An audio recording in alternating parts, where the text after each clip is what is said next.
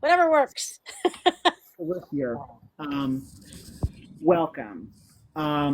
Kristen, this is all yours. I'm just hosting. Oh, that's not true. We're together, Wilkie.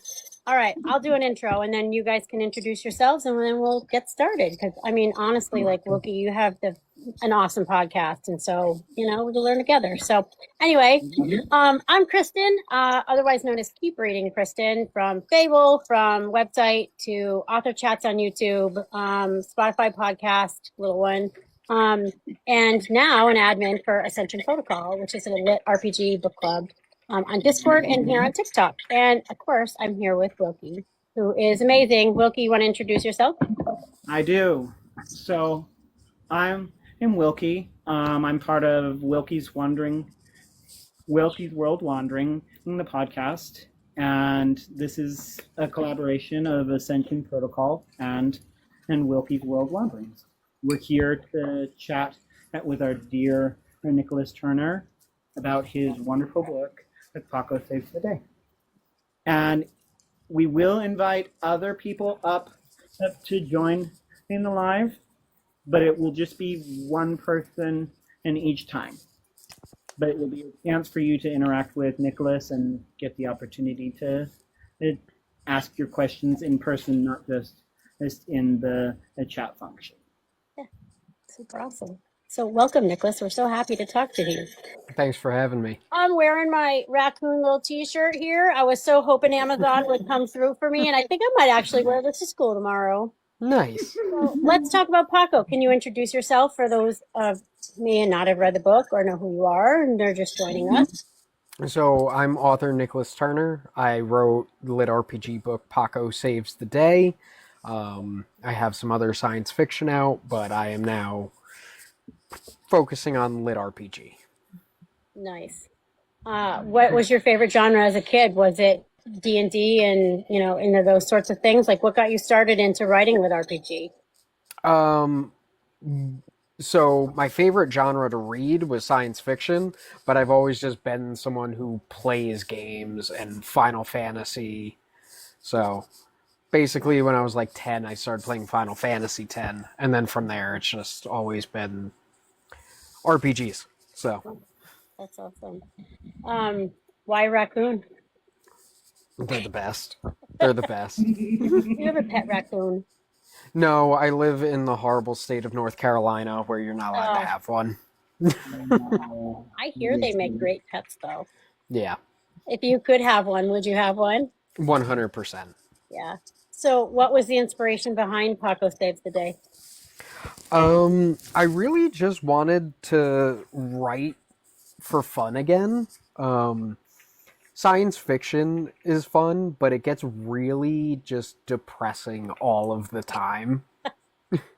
Because, you're just dystopian or post-apocalyptic, and it just puts you in a horrible headspace, and you're just kind of like, alright, it's dreary, everyone's survival, and then it's just, the same tropes, and lit RPG is like, do whatever you want, guns drawn, go.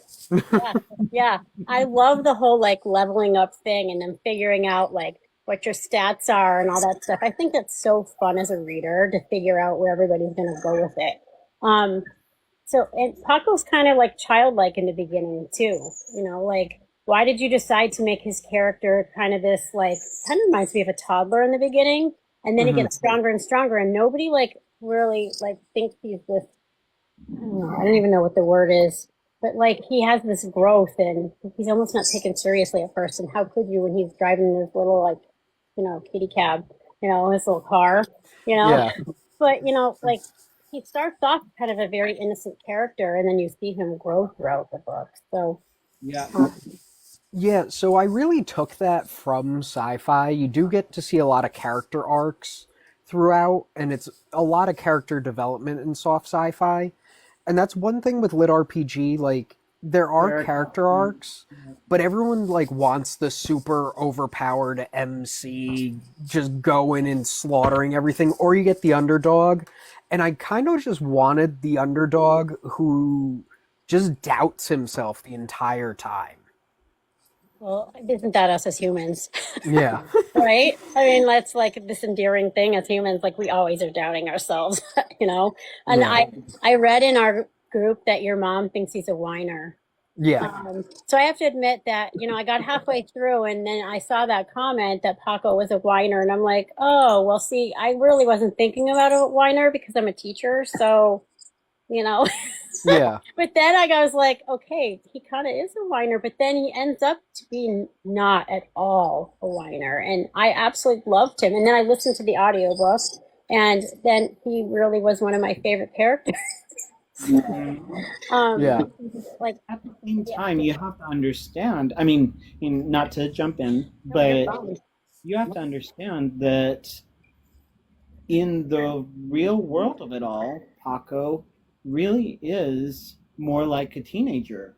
Um, he he's never really experienced having higher intelligence, so he's going through the experience of growing up very quickly and having worked with somebody that he's known for a long time that he's always considered an idiot.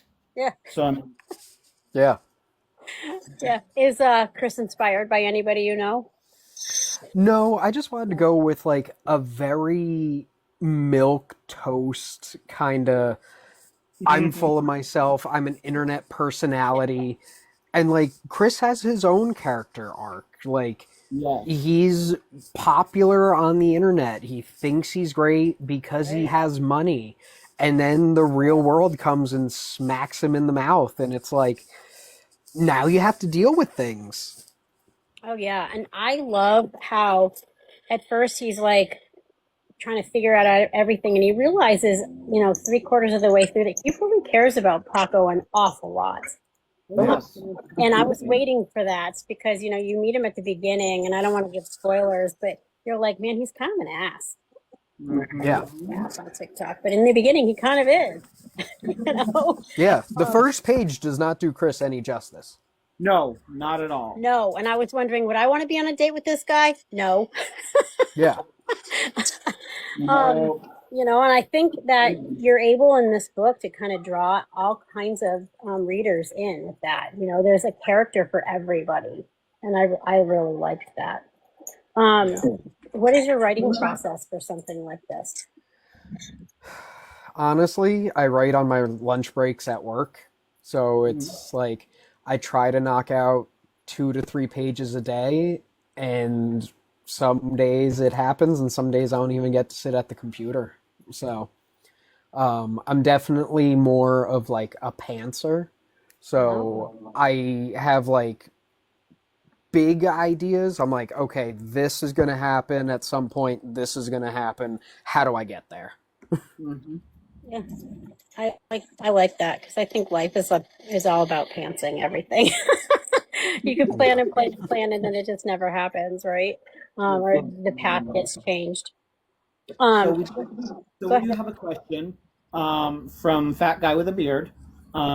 He's asking, if a movie deal was made, who would you want to play Chris and voice Paco? So, which one?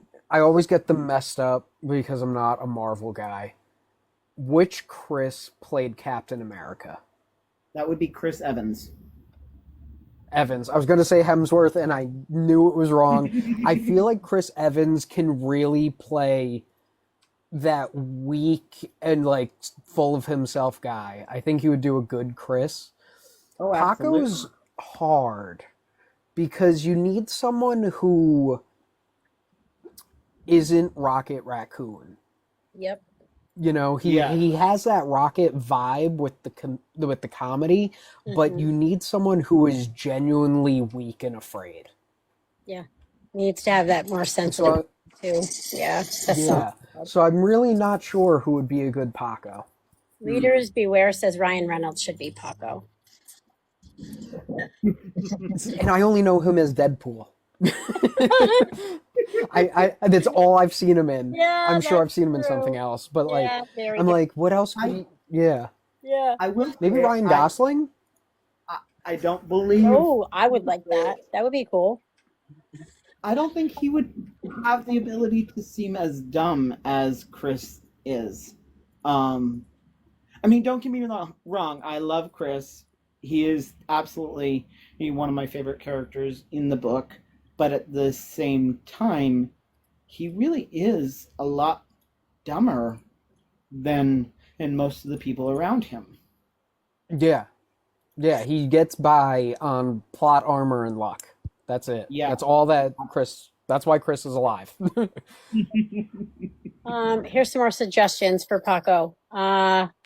Justin Long, Kevin Hart. Kevin Hart. Okay. Ah. Yeah. I love the idea of Paco being in Kevin Hart. That's amazing. Okay, so continuing. You I lost my train of thought of that one. you said that you're a pantser. So what got you started into writing? So I've written most of my life. I started publishing November 2019 because I got tired of publishing houses just saying no or just not answering. Yeah. So I just said, screw it, I'm doing it myself. And I just figured it out. I made my first book, did my own book cover, own formatting, learned Photoshop, and then found my way into author groups and then just built up from there. That's awesome. Absolutely. If you could revisit one element of this book, what would you revisit anything to tweak it? I wouldn't change the pacing. I know a lot of people say it's fast paced, but that's kind of I want it to be. I want it to be a whirlwind. I think something with lit RPG is it gets verbose for no reason, just to pad the word count at times. And I want book one to be very fast paced because of like waking up and getting abducted and then you're just thrown in. Like I wanted that. One thing I would probably revisit is more of the world building with the dwarves. I think it does get glanced over going back and reading through it. But that being said, I'm not finished with them. I was gonna say spin-offs. Spin-offs, but we're gonna see some things. Nothing ended. I really liked the Greys. Like the Greys are fun. Yeah, I really love the Greys. I lived in Arizona for 23 years, and of course, Sedona and up near the canyon are like abduction, like central. And I've always seen a whole bunch of stuff about Greys, and this was a totally different side of what you typically see about Greys. And I liked that. I thought that was really cool because they're just like everybody else. You don't have to fear them. Like that one Mila Jovanovic movie where the Greys are coming, whatever. I really enjoyed them. So I'd like to see some spin-offs from it. Is that something you have planned? Hi, Jesse. Hey. Hi. So no spin-offs right now.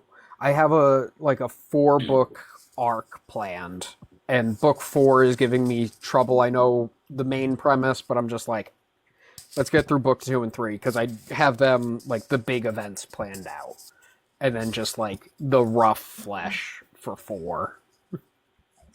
Well, welcome, Jesse. Jesse is one of the co-founders of Ascension Protocol.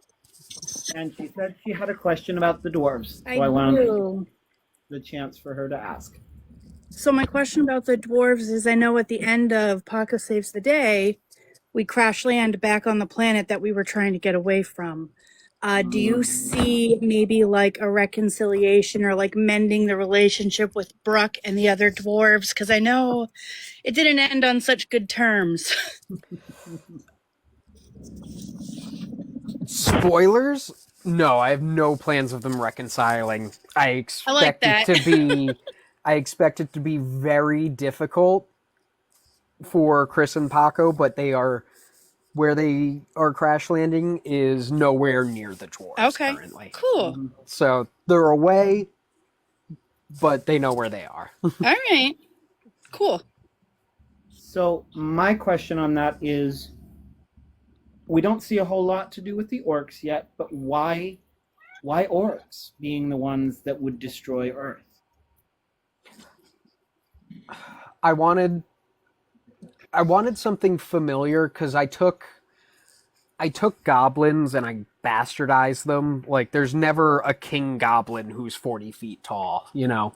And orcs are, in the fantasy setting, are generally the bad guys. So I wanted something to be familiar because going forward, we're going to start seeing less fantasy and more science fiction with all the fighting that's going on and the spaceships. So it's going to be more like Warhammer 40K where we have orcs, but they're not dumb orcs, you know? So I want something familiar to ground you, and then I'm pushing that boundary to be like, it's orcs, but it's sci-fi. Yeah, absolutely. Because you don't normally get orcs and greys or orcs and sci-fi together, or, you know, goblins and sci-fi. So I like that mix. If Paco had a theme song, what would it be?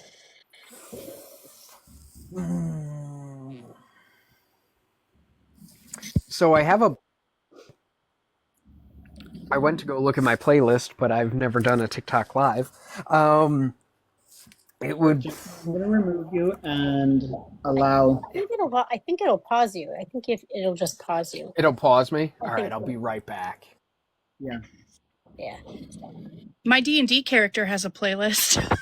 I think that's awesome. I love books that have playlists. I think they're fantastic. You know, especially since that's part of the writing process, and you know, as a reader, sometimes I listen to music too. So It would probably be Separate Ways by Journey. really, I Yeah. love that.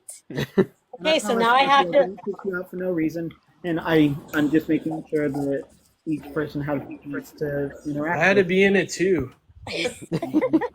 Well, welcome. What's up, guys? What's that? Hey, Journey. I want to go read chapter 1 while listening to that now. Yeah. Or, you know, like, I don't know, maybe through the whole thing just on loop. How fun. I love that. So yeah, go ahead, Nicholas.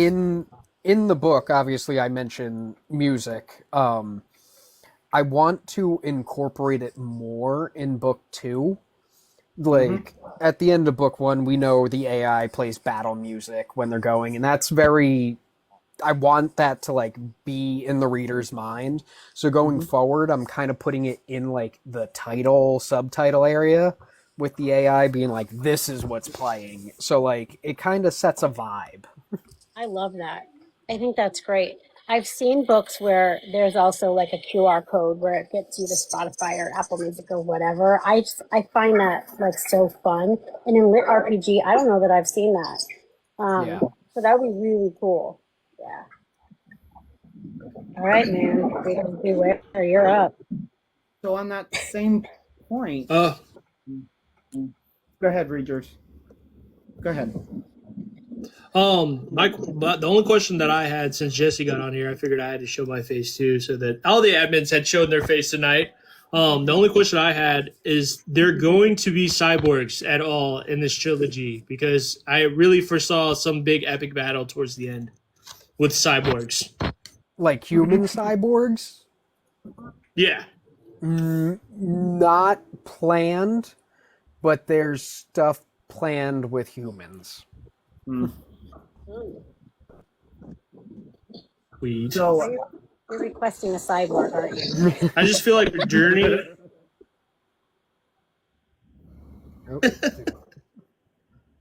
Got some lag. Yeah, some lag I didn't hear. I'm And like sure each world is gonna be like different. Oh, readers, somehow we're losing you.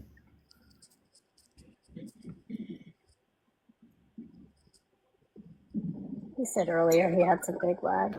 Yeah. A little bit. That's okay. Go ahead, Wilkie. So, very rarely do we actually see grays in Lit RPG, and I'm not saying that's a a bad thing. I actually really enjoyed them being brought into this genre, but was that so that it could become more of a sci-fi lit RPG rather than a fantasy lit RPG? Yeah, so they were used as a way to bridge that like isekai portal abduction thing, Yeah. and go the sci-fi route with it. Um, and then I didn't have plans for them when I first started the book. Like I was just like, all right, they're gonna drop them off and come back. And the more that I wrote, um, Curly and everything, I was like, no, these guys, they're fun. Like they're weird, they're different, and they're pacifists, and you don't get to see that often. There are a couple lit RPGs that have pacifists, but they tend to be like, Readers. Good. uh, oh, thanks, Richie. Um, but you don't get to see that often unless it's like slice of life cozy lit RPG. So I kind of wanted to bring the pacifism in and just keep their personalities because they were fun to write and they're just good characters. And not Okay. only that, like if I ever meet a Gray, I would not expect this name to be Curly. Yeah. I don't know that I want to meet a Gray, but like that's not what I imagined, and I really loved that. I thought Yeah. it was great. Would you survive your own book? Depends. So how are we talking? The series or book one? Well, Because I know what happens in the series. yeah, you do, and I don't want you to give spoilers. Yeah. All right, let's start with book one. Would you survive in book one? If I was abducted, yes. Okay. Would you survive the series? Probably not. Oh, Yeah. I would probably not make it to book 3. really? Yeah. If I did, I would not see book 4. Okay. I need to know more now. I'll answer anything. I don't mind telling spoilers.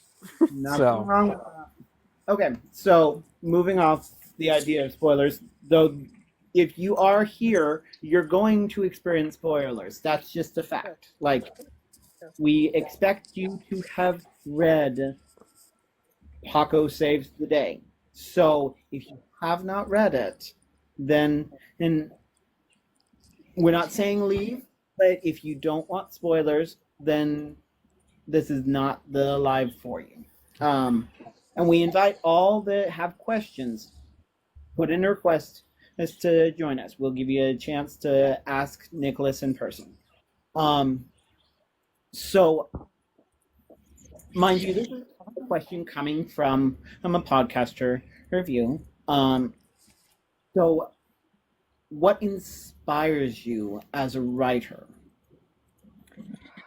I really like character development and character studies. Okay. I like soft sci-fi, like, and lit RPG has crunchy number driven, but I really like the lit RPG where you get to see people grow. So that's what I like to read, and that's what I like to write. Very nice. Yeah, I like that part of it too. I love that you had your cat there. Can you hear mine? He's Oh yes, you definitely want to see Mine's the like orange. mine's like trying to climb up the wall. I don't have, but I love them. So. Yeah, he's trying to get out. There's two of them. They're crazy. Do you foresee any of your pets being in these books? no. I think it'd be kind of fun. I don't know. Pets in space. I do. I love the whole fact that Paco is like fed food, at the beginning, and he ends up being this main character. So it would be cool. Sorry, guys. That's okay. What's your cat's name? Lucifer. Oh, seriously? How did I Yeah. miss this? Okay, so I have a Dante from Okay. Inferno. Yeah. His mom lives upstairs. Her name's Angel. Yeah. And he's a little baby. Oh yeah, that's awesome. Um, how did you come up with some of the names for your characters? So Chris, I just wanted to go basic, basic name. Yeah. Like, nothing special. Paco, I've always just had a running joke that if I had a raccoon, it would be named Paco. Paco, that's awesome. Jordan is one of my friends in real life. So that character is based on him. Cool. Hold on. He's trying to get on the computer. There you go. Don't you love cats? They have to be in everybody's way. Yeah. The dwarves, I just wanted something like really guttural for the males. Mhm. And then something harsh for the women, but also like it kind of rolls off the tongue with Willdewin. Yeah. Mm-hmm. And then their last names, I just always wanted it to be related something to Earth or forging and whatever their job was, like something to ground them. Mm-hmm. And then the Greys are based on the Three Stooges. I love that. That's amazing. Yeah. Jess is asking, is real life Jordan crabby too? Real life Jordan is so crabby. And he has a copy of the audiobook, and it makes him so mad all of the time that Brad gave him a New York accent when Jordan's from New Jersey. That's awesome. Oh, that's amazing. How fun was the audio book to listen to the first time? Brad does such an amazing job, and I'm so glad that like we found each other. Because I don't give a lot of direction with audio because I don't listen to audio. I don't care for it. I can't focus. I'm one of the people, if I'm not reading it directly, like it goes in one ear out the other, and I'm 7 chapters later and I don't know what happened. So all I told him was like, hey, all you have to do is make Paco sound like he's 8 years old, and Sly has to roll his S's. Mm-hmm. Yeah. I was like, from there, do whatever you want. I trust you. We've worked together before. Like, go for it. Yeah. And I think he really did an amazing job. He did a great job. I read it first, and then I listened to the audio for the second time, and I loved it. I just thought he brought the characters to life so much more. And I'm pretty visual as I read, but he did a fantastic job with it. And the voice of Paco, it's exactly how I imagined him to be. You know, this little kid, you know, and this world of wonder kind of thing, but yet trying to be a badass. Yeah. You know, Thinking he's cool. yeah, thinking he's cool. Yep. You know, I have to say this. The one thing that I love about this book is the dynamics. You would expect Chris to be the frontline fighter, but it's Paco. And I really love that Paco is the frontline fighter, that he's the one that wants to get in there the whole time. And that's a very unique perspective, especially in Lit RPG, because you rarely will see the animal companion be the one wanting to be the frontline fighter. So, Yeah. was that something that you always wanted, or was it something that came about as you were developing Paco? So I would say probably about a third of the way through, like I decided that Paco was going to be the one that always wanted to be go, go, go, but really nervous about everything. But from the beginning, I wanted Chris to be the main character, knowing full well Paco's the main character the entire time. Yes, absolutely. Yeah. Do you snack while you write? No. No. That No. surprises me because Paco just wants biscuits the whole time. The whole time. The whole time. So I'm like, you've got to be a snacker. I'm a snacker, but not while I write. But not while you write. Favorite snack? Yeah. I like plain Tostitos. Tostitos. Yep. I work in IT, so it's super easy and there's nothing to bother me with it. And just a bag of Tostitos sitting at the computer, I'm good. Nice. That's awesome. I always love writing process stuff, because You have the good writer has their like rituals, Yeah. Do you have any like rituals you have to have while you're writing? I know you said you write on your lunch. But is there certain things like you have to have a certain, like music going or, drink? So I do need music generally. It really depends on what I'm writing. So everything is usually instrumentals. My last sci-fi book, I was doing horror music instrumentals the entire time. With Paco, I started messing around with like some song lyrics in cars and like stuff with that. And then just like epic fantasy. The cat's climbing underneath trying to get back in my lap. But now in book two, book two's I'm dealing with a religious zealot right now in book two. Mm-hmm. So I'm listening to Gregorian chants on repeat. That's awesome. That is awesome. That's a unique experience. Yeah, that's Yeah. pretty cool. Jesse wants to know if they're biscuits like the rolls or biscuits like cookies. Biscuits like English cookies. Mm. I imagine them to be the ones with the like wavy edges, with like the chess piece on them. That's how I imagine them. I can't stand that kind of biscuit, but I know my pets love this. Yep. They're not supposed to have them and they eat everything. We have a lot of pets in this house. But that's what I imagined him eating for some reason too. So that's cool. Yeah, that's really cool. So if you could be a character in your book, who would you want to be?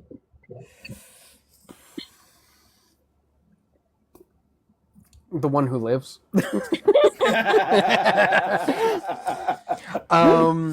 No, I would probably I wouldn't want to be a human. I'm going deep into book two talking about this, but I have some paladins on the way, and I'd probably want to be one of them. They're all Minotaur based.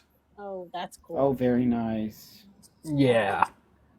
Very cool. What other types of characters are we going to see that are new in the next one? We're gonna see a lemur. Oh, fun!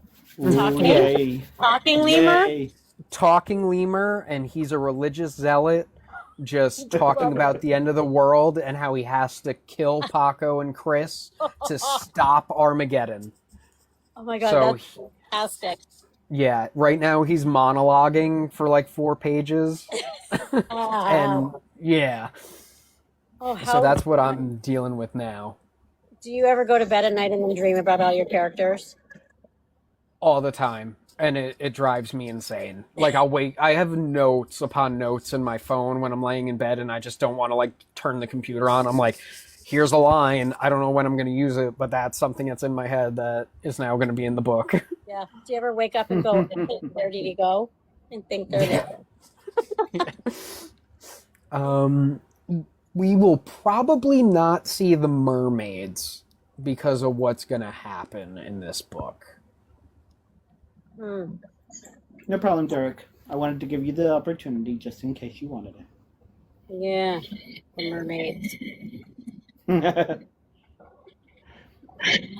just want to make sure we're not missing any questions down there. No, I've been keeping an eye on it. So on that, there's a lot of things that are going to change. Like, I hate to say this, because of the way that the dwarves' axe was, and mind you, I can never remember the names of things. Is that going to be a factor in Paco's development? And is the unique abilities that axe had? Okay. Yep. So now he gets buffed because of Brook Rag's axe. Mm-hmm.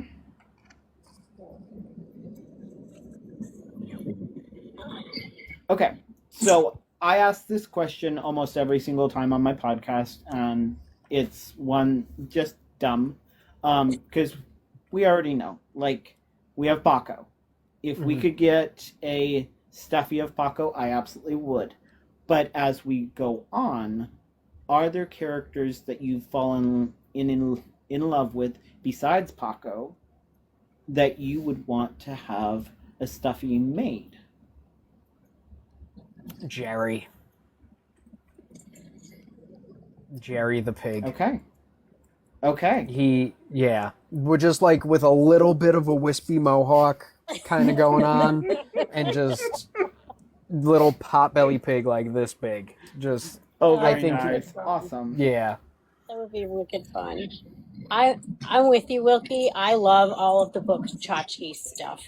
Mhm. I just love it. I'm a bookmark, stickers, tchotchkes, shirts, like stuffy, bobbleheads. I love all that stuff. So are we going to see some Paco merch? So I do have 2 pieces of merch out already. I don't have them linked anywhere, because I was harassed by Pop to make a T-shirt. So I have a T-shirt out that says I understand. Chris and Paco and Jordan and Paco and Paco and Paco. Oh, how fun. Yeah.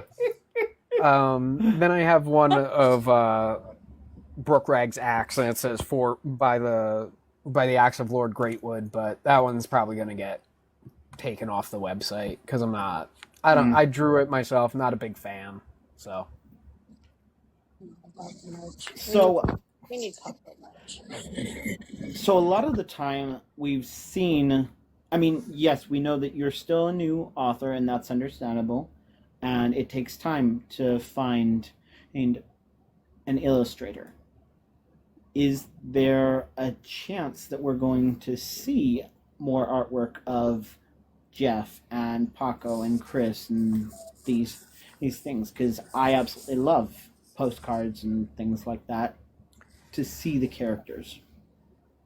it depends, because right now all the sketches in the book are things that I've done. I work with Luciano, who, if you don't know, he does the artwork for DCC. Yeah. So right now we're just working on book covers together. I haven't asked him to commission anything because he has his hands full with everything going on, Yes, and of I course. don't have the money for all of that at the moment. That's okay. But We understand it. going You're still new. forward, assuming the books Thank do you. better as time goes on, I would love to get Luciano to do more artwork to be able to share. I want to backtrack for a minute about, because Jesse talked about the looting, because Paco loots a lot, and we know like raccoons love Yes. looting. I absolutely Yes. love the hamster upholding. Like, how'd you come up with that? The hamster upholding. Like, it sounds so gross, but so Yeah. fun. You know, like, where did that come from? Like, it would be cool to have that as a change purse or something, you know, or even like a bag. How Love you, fun Ghost to Rider. cosplay that, you know? Where did that come So, from? I follow very weird things on Instagram, and I love bad taxidermy. And there's a guy who turns rats into pencil cases. Oh God! You're gonna have to So I share was like- that with us. I want to see Yeah. that. So, Awesome. yeah, and he just like makes all these horrible things out of dead animals, and I was just like, yeah, I love this. I want a hamster of holding Does he sell instead them? of bag. Yes. He I does. was going to ask. He does out of England. Have you Yes. bought one? No, I haven't. Oh, Every so Well, often, I'll the thing is, like, post- sentient too. Like, he's just not this like bag. He's like, yeah, he's fully alive. Yeah. And like, we don't see him a whole lot until the end of the book. You know, and I think it took a lot of people for a loop that this thing was just hanging by a string the entire time. And then at the end, I was like, yeah, he's alive and just there he's for the alive. ride. Wait, what? It's just like you wake up one day and you're like, man, that's some cool taxidermy. He needs to hold stuff. Yeah. I love that. Exactly. That's fantastic. So why that specific creature as the bag of holding? I think it's I like how things sound. Like I try to make my dialogue very flowy. It doesn't sound clunky, and I think hamster of holding just goes really well. Yeah, that'll Oh, absolutely. Yeah. I have no issue with it. I love that. Oh, yeah. I just was interested in your mind process. Because So just like naming the dwarves like Brook Rag, it's gross. It's very just guttural and strong dwarven. Yes, male. I have. But I would totally see a chipmunk of holding, because they can totally stuff more stuff in their cheeks than a hamster ever could. And hamsters are like this big. Like they're Yes, this big. that is true. Yeah. I've been bitten by one. I flung one. They're little, although they are pretty resilient. I had a really funny story about my son's hamster at some point to tell everybody. That thing ended up living for a very long time, and I don't know how. But a chipmunk of holding would be super cute. But I don't know, it's got all this stuff in there, and I thought, is that bloody or is it not? Like, is it just adorable? Like, my mind went all these weird places. Yes, But I absolutely. think it's so fun, right? Jessie said she can't wait to see what Paco's making with all the bits he's collecting. So will we see absolutely. more of those bits that he's taking? We will see it in book 3. Book 3. Okay. When is book 2 coming? When can we expect that? So hopefully around the same time this year, probably October. I'm about a quarter to a third of the way through. I'm going on a very good vacation in a couple weeks, so I will not be bringing anything with me. Good job. But once I come back, it's going to be tightening that down, and IT is going to get a lot easier after the next 2 weeks because I work with taxes. So after tax season, it'll be nice. Yeah. You do ARC readers or beta readers? I don't generally. So sometimes I sent out ARC reads. I don't do beta reads so much. I give people access to my Google Doc. So I did post in there previously. So I let people just kind of like see what it's like in my brain, and I label everything at the end because I have a whole list of spoilers. It's like, don't read past this unless you want to know how this series is going to end. So that's kind of how I handle that. No beta reads. I just ask whoever I let into the doc, whenever you're reading it, just shoot me an email at some point. Let me know what you're thinking, what you're liking, what you're disliking. Yeah, I'm always up for beta reading, so that's why I'm asking. A little bit of selfishness on this side because I'm like, I want to know what's going on with Paco, and just send me your Gmail.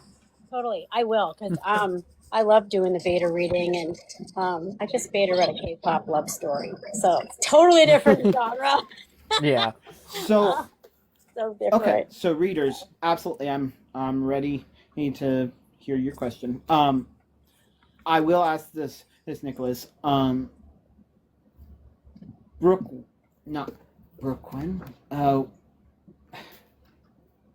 Goodness sakes, I had it. I had the name. I'm so sorry. Wildewin. I really liked her as a character, and I really dislike that because of the issue that Brook Rag made, that the friendship that Paco and Chris have with her, I hate to see them lose that relationship. Just because of an idiot of a dwarf or deciding that you stole my weapon and you have something that I want, and now I'm going to kill you because of it. Mm-hmm. Yeah. I haven't fully thought if I'm going to bring her back fully, but the idea has crossed my mind, and I do have a way to do it through Jordan, because her Okay. and Jordan bonded. Yes, So absolutely. I do have a way to bridge that gap if I want to, but I'm not sure if thematically it'll work yet. So the question that readers has is, have you ever considered doing a Patreon like Exogarth or S.L. Rowland or like Nick James A. Hunter, anything like that? So I do have a Patreon. Okay. I think it's $2.99 a month. But I haven't been. With Paco Saves the Day, I was updating it Yes, every day as absolutely, new chapters Jesse. were coming out. But this time, I'm probably going to get to the halfway point and then just blast the first half of the book on my Patreon, and then I do posts on Royal Road as well. But I learned some things with Royal Road, so it's not even going to make it till Royal Road till the book's finished, and then 30 days beforehand, I'm ripping it off Royal Road and going Kindle Unlimited. Okay. That's excellent. His second part of that question was, I think He wants yeah, to know if yeah, I think you already got if that. your Patreon would post chapters just for supporters to read ahead of time. Yep. So I do post on the Patreon. I haven't with this one yet, because I'm trying to get into the flow. So come May, you'll probably start seeing posts for me on here being like, hey, my Patreon's back up and running, and I'll be pretty consistent on there with chapters. I do let everyone know when I first post that all my chapters that go up are completely unedited. I do not do any of my editing until the book is done, and then that's what you see on Amazon. So everything that gets put on Patreon is unedited, full on notes in there, little marks telling me to, hey, reread this chapter, you got to fix this. So I leave it completely unedited, and grammar and all just out in the world. Okay. So we're getting close to about the hour point. So I'm going to invite a bundle of people to come and join and chat and be in here with us. But before we do that, I always ask every single one of the authors that I invite onto my podcast, what are you currently working on? Where can we find you? And do you have any conventions, anything that fans can go and see you at to get autographs, merchandise, anything like that? So you can find me on here. You can find me on Instagram under Raccoon Baguette. Thanks, Jesse. And then you can. I wanted to go to Jordan Con because it's only 2 hours away from me, but I'm leaving for Italy the next day, so I will not be at Jordan Con. If I can get the time off from work, I am going to try and make out to Lit RPG Con, but I had an emergency surgery a couple weeks back, so I have no PTO for the year, because that set me back. So if my manager lets me, which she said she would, but I just gotta not take advantage of the company. I think we should petition course. with RPG. Yes, I have an absolutely. awesome cosplay for that. So I'm going all the way to Denver from Massachusetts. So that would be really cool if you were there. Yeah. So yeah, that's kind of my plan for this year. Next year, since if I don't make it to Lit RPG Con, the plan is to apply to be a vendor out there, and then I'll have 2 books at least. So Okay. The good thing about it is that we have a lot of authors that will band together and will share a table to be able to be a vendor and be able to get their books out there without having to spend so much extra. And so if you know of an author, like, reach out. They're always willing to help each other out, especially in this genre. Like, yeah. I have to say, like, of all the genres that you can find, Lit RPG is one of the most welcoming and loving towards authors and support. 100%. Yeah. Pretty great. So, Yeah. Well, okay. thank you so much for chatting with us. I can't wait to see what's going to happen in book 2. I hope the hamster folding is in that one too. Maybe the hamster folding with a friend. or some babies, but Oh yeah, or something. Hey, Paula. Hi. Okay. Go ahead. I'm going to change up. I was going to say, y'all have to ignore me. I just got off work and was running everywhere. Nope. So I look like, yeah. No, you're fine. And this is an opportunity for you to get to talk to Nicholas. Like, well, hey, I got my book yesterday. Thank you. awesome. Glad to hear it. Awesome. So, but I wanted to know, Jordan, are you going to incorporate him more in the second book, or are we going to have to wait longer? Or I am in the process of breaking his contract with Sly right now. Awesome. So there's going to be some tension, but I plan on making him the third of the group. Cool. And since you can't be at Jordan Con, by the way, which I will be there, are you going to be able to go to Dragon Con since it's not that far away? It's in Atlanta too. So when is it? It is in September. In September, I believe. Probably not. I'll be in Alaska. Oh, well, gotcha. Never mind. That's better. Yeah. So on that same point, Nicholas, because obviously there's a lot of us that have been in this buddy read, and we love you. Like, just know we absolutely love you with all of our hearts. Is there a way that we can get book plates for those of us that have physical books? So you'll have to forgive my ignorance because I don't do a lot of merchandise. I need to look up what a book plate is. It's basically just a sticker that has your autograph that we can put inside our books so that you don't necessarily have to sign in our books in person.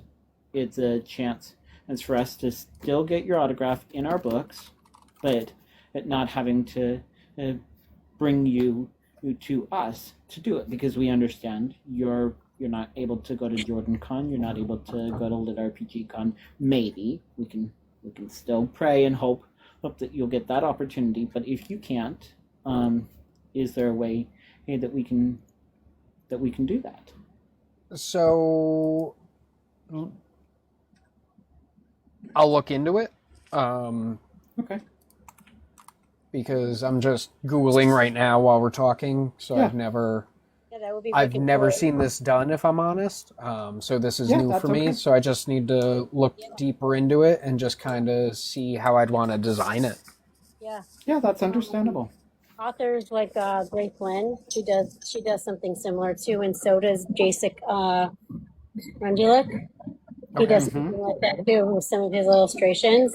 Like, people can send a self-addressed stamped envelope, and he sticks one of them in there and then sends it back. Which actually, his are pretty scary because his book is scary. I don't know if you've ever read it, but my postman probably had a heart attack when those book plates came because the envelope was all like the horror character, and I got that thing and I was like, holy crud! But it would be really cool to see Paco coming through the mail like that. That would be fun. Readers Beware said he's just going to drive to North Carolina and come get his damn autograph and then stop by Exactly. Paolo's.